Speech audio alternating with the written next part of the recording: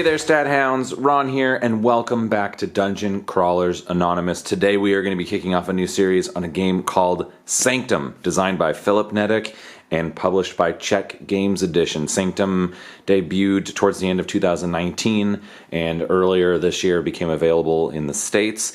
It is a one-shot competitive adventure game where you're going to be playing one of four destined heroes who are slaying their way through hordes of demons, trying to get to the demon lord and kill him, and do so with the most health and win the game. So this is an interesting one. This is a competitive kind of dungeon crawl style game. It's not really a dungeon because you're out in the world kind of adventuring, but it's got all the right things. It's got demons to kill, it's got dice to roll, it's got loot to equip, it's got skills to unlock. It's really cool. It's a Euro style game, but it's got a very strong theme to it, and in my opinion, I think it executes on the theme very well. The classes are very interesting to play, and if you're feeling that itch for a short form dungeon crawl style game, adventure style game where you're not going to be playing a long campaign, you're just going to be doing a single adventure. I think this is awesome, and it especially scratches kind of a puzzly Euro itch as well.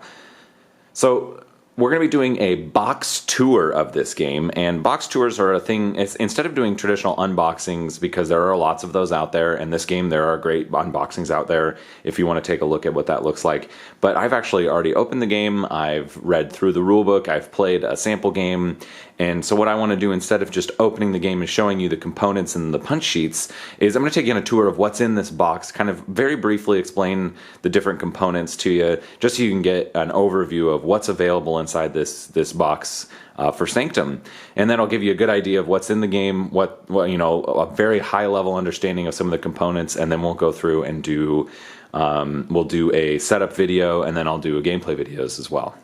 But first, let's take a look inside this box. So I think the production value on this game is very high, and if you're not familiar with Philip Neddick, he did Adrenaline, which is a first-person shooter style board game. So it's very clear that he is making board games that are based on video games, which I think is really cool. It's a neat niche to try to explore. And so far, I think I've played both this and Adrenaline. I think both these games are absolutely successful in terms of they're great games, and they're also games that emulate the style of the computer game that they're trying to, they do a good job of kind of emulating that style. So opening up the box here, the first thing you're going to see is the rule book. Sanctum has a very large rule book. It's really tall. It's like almost the full length of the box, and it is really quite gorgeous. Lots of really nice art, full color, component overview, full color examples, lots of really good examples. The rules in this game aren't super complicated, but there are a few things that it took me.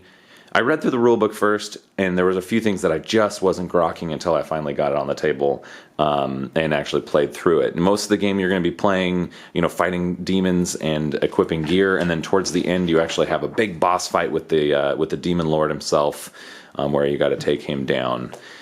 There is no index on the rulebook, which is a little bit of a bummer. I do wish that I do think that an index is pretty much a key component of a rulebook. This isn't a particularly long rulebook. It's only about 23 pages long, but it would be nice if there was an index for me to help look things up. But there is a nice kind of quick rules overview here, just commonly missed rules, looking up, a few what the icons mean, that kind of stuff. So that's nice to have. Overall, I've got no complaints about the book, and there is actually a link here to watch a video on how to play. I didn't actually watch this. I just learned how to play. But if you want to check this out, you could probably scan this through your YouTube screen there. Otherwise, it's cool that they included that, and I think that's great. There's also some good lore in here. It's not particularly super exciting, but it does a good job of setting the scene. So, like the rulebook, no complaints there. Other than that, this game does not come with a ton of stuff. There's a few token sheets that you'll be punching out, which will go over kind of all what was in there. But the one thing that I really like is it did come with this nice vacuum sealed or vacuum formed tray that has a spot for the miniatures, which we'll take a look at in just a second. And I've kind of organized into a few different kind of types of components just to help me set the game up very quickly. I really like that this game came with a tray. Even if it's not a particularly complicated one, it's still cool to have a tray. It's not just a spot for the miniatures to be stored, but there's actually a little bit of extra storage in here, and it's nice. There's not a lot of stuff flying around in the box. I'm able to fit everything but the cards in here, and I really like that. I think that's cool. I'm thankful that they included it. The miniatures on this game are the first thing we'll take a look at here, and I was absolutely blown away by the quality on these miniatures. Considering it's a Euro game, there's only 4, but they did a really nice job. They're definitely heroic scale. They're huge, but they have really nice art. Here's the barbarian. He's got his giant, angry axe. He's standing up on this... what is he? Oh, it's a demon, right, that he's stepping on there. So he's very nice action pose. Overall, just really impressive. So here's the ranger miniature. Again, really nice detail, very dynamic pose. Just kind of climbing up or standing up on this log, just aiming her bow. Her cloak is billowing. It's really nice. I'm really impressed with the miniatures in this game. And it's also nice that there's not a ton of them. It wouldn't be overwhelming to try to paint them all. Next up, we have the dancer miniature here. So again, really nice pose, kind of some flowing silks. One of her feet are up in the air. She's got her kind of double-bladed bardiche or halberd, or no, it's not really a halberd. I'm not an expert on fantasy weaponry, but it's kind of an interesting weapon that she's equipping there. And overall, just again, really nice details on the sculpts over, in general. So another really nice one here with the dancer. And this last one here is the Outlaw, and he's kind of a demon hunter looking guy. He's got a melee weapon, very, very vicious looking melee weapon. He's got his cool hat with his feather. He's got his deadly looking crossbow, this cool grave, kind of basing component here. Overall, again, just tons of cool details, and I bet these look absolutely fantastic painted up. Or what might even be neat is just putting a wash on these, just to make those details pop even more without having to repaint the whole miniature. So again, we have the Slayer. These are the 4 classes that you can play in the game. So we have the Slayer, the Dancer, the Outlaw, the Dancer, the Huntress, and the Slayer. And they all play differently. You'll see some of that later, but they all play differently. And I played 2 of them, and the difference was really huge. So I think there's a lot of replayability just in trying all the different classes. So I've got this box kind of split up into, there's basically 2 component categories here. So this is all the character stuff, and then this is a bunch of other things that you're just going to need tokens and dice and stuff like that. So we'll go through these individually so you can kind of see what all these different components are. So each character is going to have a number of different components that are associated with them, and this is their player board. So every character has a player board. It folds and opens up. There's no art on the well, I guess there's the full art of the character on the reverse side, which is pretty cool. But these are really nice big player boards. They have lots of spots for all the stuff, and you're going to be definitely doing a lot of manipulation on this board as you're playing the game. But what I wanted to show you is these components here. So each character is going to have a number of skills that go in their skill tree. So there's token skills that are these large square tokens, and then there are card skills, which are these, obviously card-shaped skills. So you're going to fill up their whole skill tree at the beginning of the game and then earn these as you're playing. In addition, each character has rage tokens, which allow you to set dice to a specific value, and then you're going to have a health tracker that allows you to track the health of your character. So that's a kind of overview of pretty much all of the cardboard components associated with your character that are going to be available to you in the game. The game also includes a number of plastic components. This isn't all of them. I'm just pulling out a few of each color here to show you. So we have focus tokens, which are your kind of mana in the game, and stamina tokens, which what you would think might be representative of your health, but are actually just, these are 2 resources that you're going to use to power different abilities on your character sheet, and you manage them in these health or stamina and focus globes that look very much like a Diablo or Path of Exile or other, action role-playing game, style UI element, which is really cool. These are hit tokens, which are going to be used to mark hits that you've done on demons and the Demon Lord if you haven't killed them but need to track them turn by turn. There's also gems in the game. The gems are pretty nice. There's 4 colors. We have blue, red, green, and white gems. And these gems you're going to earn as you unlock skills, and then you use them to equip items on your character. So you're going to be moving these gems around and using them to equip different pieces of loot as you find them throughout the game.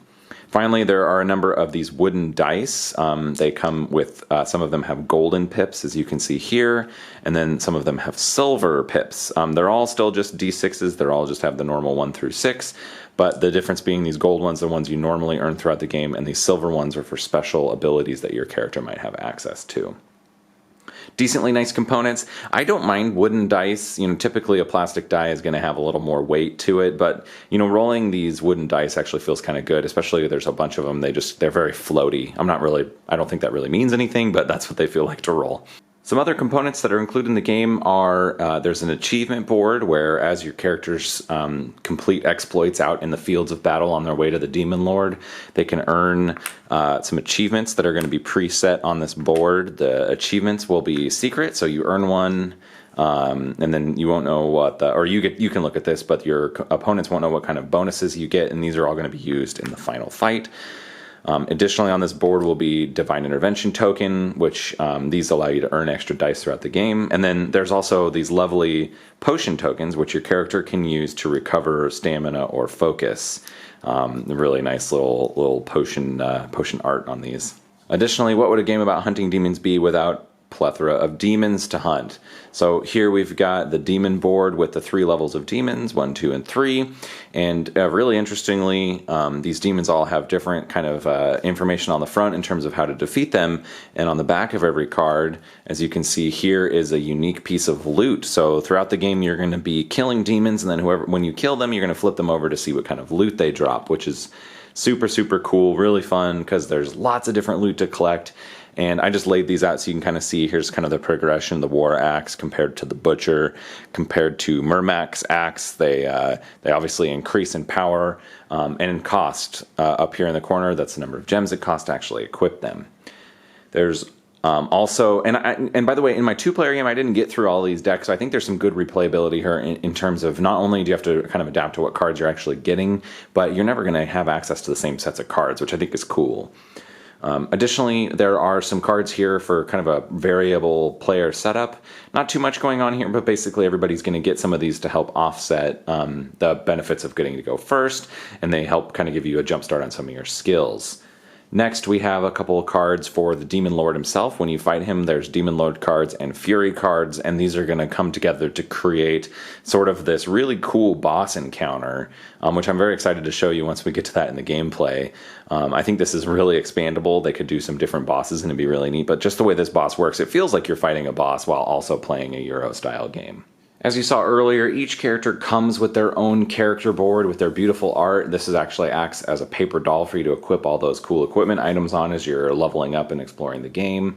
And in addition, each character has their own quick reference sheet that explains some of the more finer details on all of their skills, which I love. I love that you have this. And then on the back side is a very high-level overview of how each type of action works, as well as some information about the different achievements. I'm really glad they chose to include this. I honestly think that this answers most of the questions about the game if you have a basic understanding of the rules. And like I said, there's one for each character class. So here's the outlaw, and then there's the huntress, and of course the slayer. And lastly, you have the actual world itself that you're going to be exploring as you play the game. These are nice, big, thick cardboard tiles with really beautiful art on them. I think the art is absolutely just gorgeous. It's really compelling and interesting, pulls you right into the world. And these boards represent kind of the world that you're going to be traversing. They're the different acts of the game that you're going to be exploring. As you play, you're going to be moving your character up this board, and as you get to the second act, it will get added in front of this board, and eventually you'll remove the first board and place, if you flip it, and then you would add the third act, eventually arriving at the Sanctum here, where you're going to be fighting against the Demon Lord himself. So this board ends up actually being used as kind of an area where the boss mechanics get set up, and here is where the kind of final showdown begins. I think this is a really cool system where you're kind of moving through these different pieces of art on these giant boards, and depending on the number of players, you might skip an act or two to make sure that everybody basically has the same number of opportunities to hunt demons and level up before you get to this final showdown. Again, really beautiful art. I think the art really helps sell the fact that while this is a Euro game, there's a ton of theme going on here. Art does obviously a really good job of pulling you in if the mechanics might be a little disjointed. Although, to be honest with you, I think the mechanics in this game, as you'll see, fit very well with the theme. But overall, yeah, I couldn't be happier with the art on these. I think it's really compelling and interesting. And here's Act 4, very importantly, in the snow, just like it should be.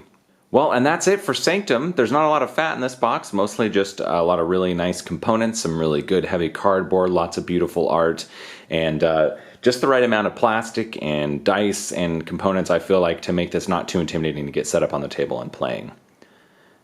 I hope you enjoyed this video. I hope it gives you a good overview of kind of what's in the game and maybe just a taste for some of the components and some of the mechanisms that are going on in here. If you are interested, I will be doing a full series on this game. We'll be starting with a setup video next, and then after that we'll actually get into some real gameplay so you can see how this game works. Thanks so much for joining me. As always, I really appreciate you guys taking the time to check out my videos. I'm excited to hear what you think about this kind of box tour format instead of doing a traditional unboxing, if that's something that you like. My main goal there is that when I show you components, I know what they are and how they work in the game versus making a guess or just saying, hey, here's some cool things. Instead, you just kind of get a tour of like, here's what's in the box, and here's how you can expect it at a high level to be used in the game. Any feedback would be much appreciated. If you're new to the channel, please like the video. Please leave a comment. I'm very happy to engage with you guys. I'd love to answer questions or just chat about the game. And if you like this type of content and you're excited to see more of Sanctum or other dungeon crawl adventure type games, please subscribe. I'd really appreciate it. Helps me out. I'm a new channel. I'm just kind of get my feet wet in terms of getting into this. So anyway, thanks again so much for watching, and we'll see you next time when we actually set this game up. And until we see you next time, good luck slaying those demons.